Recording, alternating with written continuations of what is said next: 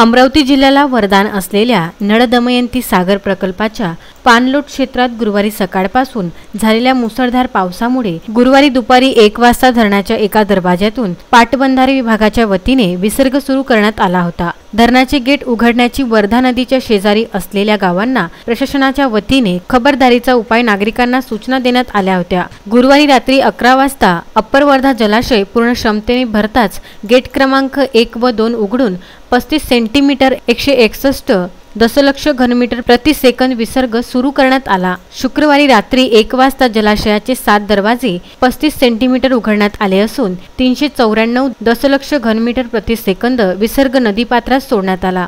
शुक्रवारी सकाळी 4 वाजता पुन्हा 9 वक्र दरवाजांच्या माध्यमातून 507 दशलक्ष घनमीटर प्रति सेकंद विसर्ग सोडण्यात आला।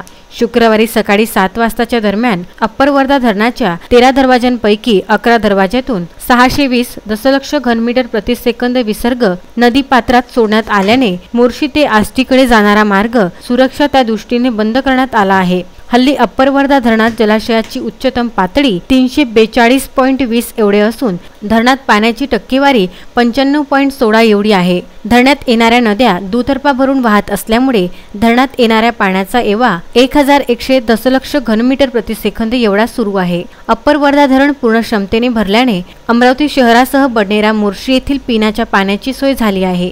रब्बी हंगामात शेतकऱ्यांना हंगामातील पिकांना मुबलक पाणी मिळणार असल्याने शेतकऱ्यांनी आनंद व्यक्त केला आहे। संजय गारपवार, विदर्भ न्यूज, मोर्शी।